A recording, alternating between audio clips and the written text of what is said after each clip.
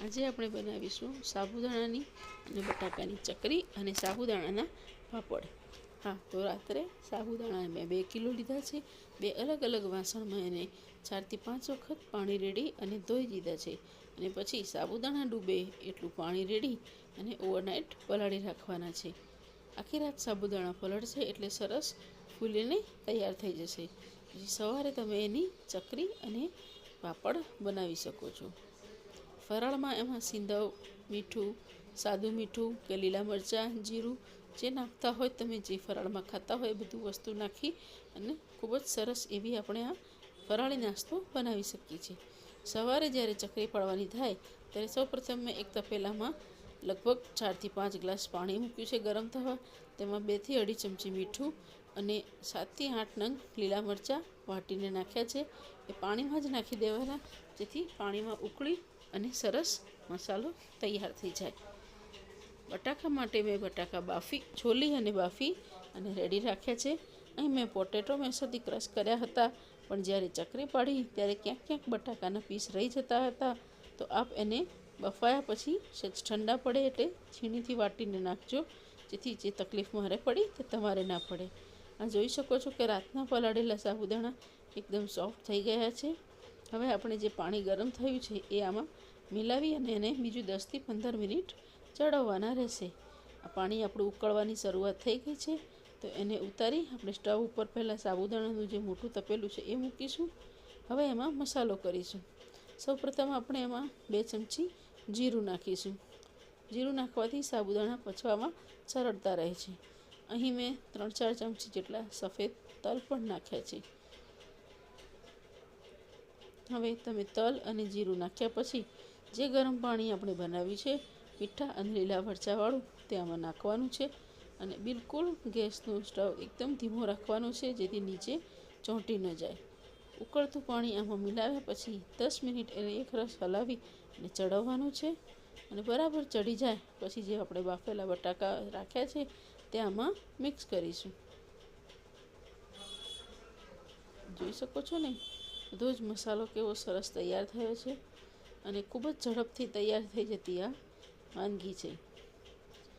અત્યારે તમે જોઈ શકો છો કે સાબુદાણાની અંદર બધો મસાલો ભળી ગયો છે અને સાબુદાણા પણ 10 મિનિટ પછી લગભગ ચડી જવા આવ્યા છે। બાફેલા બટાકાને ક્રશ કરીને નાખવાના છે અને આ સાબુદાણા અને બટાકાને ચકરી પડાય એવું મિશ્રણ થાય, વધારે પડતું ઢીલું ન રહે એ રીતે એને મિક્સ કરવાનું છે। હા, પણ વધારે પડતું ઘાટું નહીં રાખવાનું, જેથી ઝડપથી ઠંડુ પડી જશે। આ બધી તૈયારી કરીએ તે વખતે રૂમમાં એક પ્લાસ્ટિક પાથરી લૂછી અને એક મેં પાઇપિંગ બેગથી પાડ્યા છે, તમારે 2 પાઇપિંગ બેગ રેડી રાખવાની। જુઓ, આ પાઇપિંગ બેગમાં આ રીતે એક વ્યક્તિ ભરીને આપે અને બીજું ફટાફટ એને પાડી દે। આ ઠંડુ પડે તો એને પાડવામાં ખૂબ જ તકલીફ પડે છે, એટલે 2 જણની મદદથી ફટાફટ આપણે કામ થઈ શકે છે। તમે જોઈ શકો છો કે સંચામાં મિશ્રણ ભરવું, એની ચકરી પાડવી, પછી ખાલી થાય એટલે સાફ કરી અને બીજી વાર એને ભરવું બહુ જ વાર લાગે। એટલે આ રીતે પાઇપિંગ બેગથી આપણે લાંબી સ્ટીક પાડી દઈએ। જ્યારે બાળકોને લંચ બોક્સમાં આપીએ ત્યારે પણ એ લોકો મેયોનીઝ કે કેચઅપ કે ચટણીમાં એને ડીપ કરીને ખાઈ શકે। એટલે અત્યારે સ્ટીકનો જમાનો છે, એટલે આપણે ચકરીના બદલે સ્ટીક બનાવી છે। તો બધા જ મિશ્રણની આ રીતે 30 થી 40 મિનિટમાં તૈયાર થઈ જાય એવી સાબુદાણા અને બટાકાની સ્ટીક રેડી છે। તમે જોઈ શકો છો ને, કેવી સરસ થાય અને 1.5 થી 2 દિવસ સુકાતા લાગે છે। અત્યારે મેં અંદર ઘરમાં જ પંખે સૂકવી છે, કારણ કે અંદર રૂમમાં તડકો આવે જ છે। હવે આપણે બાકીના જે સાબુદાણા રાખ્યા છે 2 કિલોમાંથી, એના પાપડ બનાવવાની તૈયારી કરીશું। તમે જોઈ શકો છો કે આ સાબુદાણાને મેં ગરમ પાણી નાખી અને મીઠું, લીલા મરચાં અને જીરું નાખી અને ઉકળવા મૂકી દીધું છે। ચકરીમાં નાખીએ તેના કરતાં આમાં થોડું ડબલ પાણી નાખવાનું, જેથી સાબુદાણા બધા જ એકરસ થઈ જાય।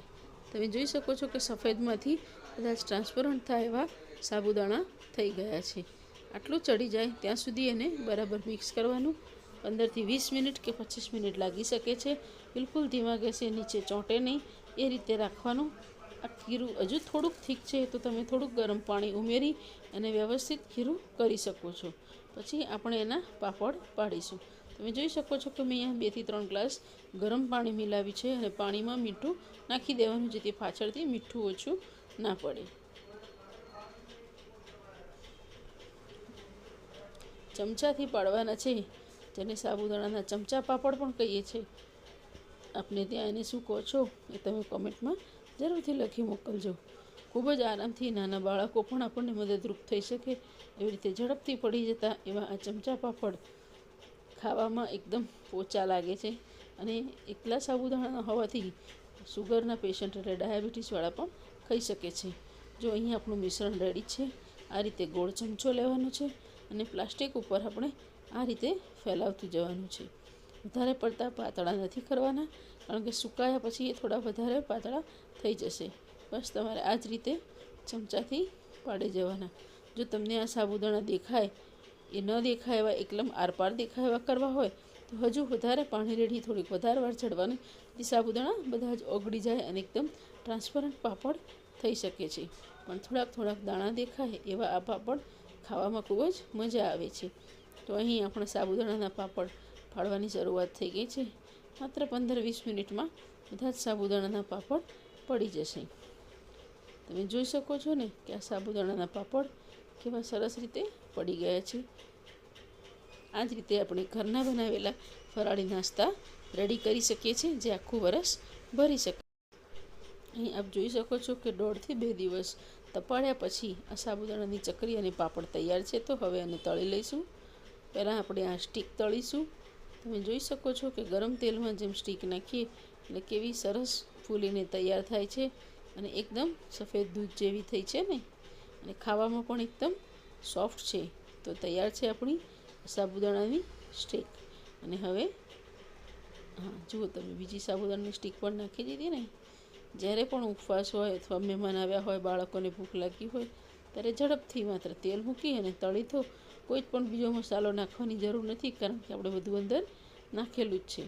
તો સાબુદાણાની આપણી સ્ટીક બધી તળાઈ ગઈ છે. હવે પાપડનો વારો. જુઓ તમે આ પાપડ કેટલા સરસ ટ્રાન્સપરન્ટ દેખાય છે ને સુકાયા પછી.